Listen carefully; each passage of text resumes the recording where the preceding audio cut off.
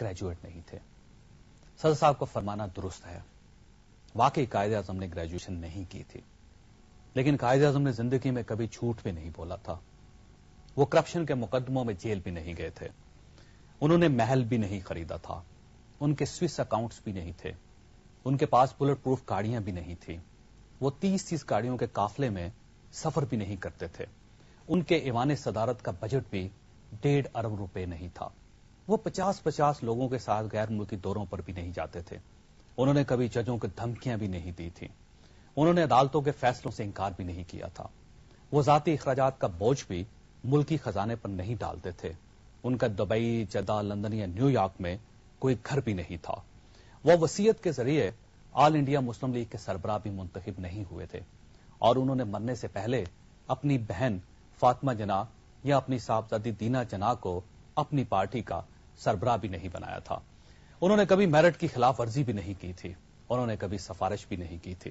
وہ governor general بننے کے بعد پارٹی سربراہ بھی نہیں رہے تھے، انہوں نے زندگی میں کوئی اصول، کوئی وعدہ بھی نہیں توڑا تھا، انہوں نے اپنے پاس کوئی انڈیمنیٹی بھی نہیں رکھی تھی، وہ کبھی کسی اوباما، کسی گورڈن براؤن کے سامنے جھکے بھی نہیں تھے، انہوں نے کبھی کسی این آر او سے فائدہ نہیں اٹھایا تھا، انہوں نے کسی شوگر مل اور کسی فاؤنڈری کے لیے قرضہ نہیں لیا تھا، انہوں نے کسی ڈکٹیٹر کو گارڈ آف آنر نہیں دیا تھا، انہوں نے کبھی وکلا میں رقمیں تقسیم کرنے کے لیے طیارے چارٹر نہیں کیے تھے، انہوں نے کبھی کسی جعلی ڈگری ہولڈر کو پارٹی ٹکٹ نہیں دیا تھا، انہوں نے کبھی اپنے کسی وزیر کو پارڈن نہیں کیا تھا، انہوں نے کبھی کیری لوگر بل قبول نہیں کیا تھا، اور انہوں نے کبھی اپنے ساتھیوں کی کرپشن پر آنکھیں بند نہیں کی تھی۔ ناظرین، ہم کتنے عجیب لوگ ہیں کہ ہمیں قائد اعظم کی پوری شخصیت میں صرف یہ دکھائی دیا کہ وہ گریجویٹ نہیں ہے، کیا ان کی ذات میں اس کے علاوہ کچھ نہیں تھا؟ اگر تھا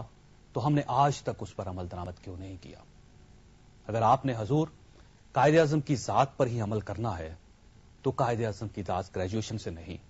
بلکہ سچ، اصول اور انصاف سے شروع ہوتی ہے۔ آپ قائد اعظم کو وہاں سے شروع کریں، ان کی گریجویشن کو حکومت کی نالائکی کا جواز نہ بنائیں۔ خواہشات، جعلی ڈگریوں کا معاملہ خطرناک فیز میں داخل ہو چکا ہے۔ کل پاکستان مسلم لیگ نون کے ایک ایم پی اے فارغ ہو گئے، آج پاکستان پیپلز پارٹی کے ایک ایم این اے نے جعلی ڈگری کے باعث استعفی دے دیا۔ کچھ لوگوں کا خیال ہے یہ جعلی ڈگریاں ملک کو مڈ ٹرم الیکشنز تک لے جائیں گی۔ کیا یہ واقعی درست ہے؟ یہ ہمارا آج کا موضوع ہے، ہمارے ساتھ رہیے گا۔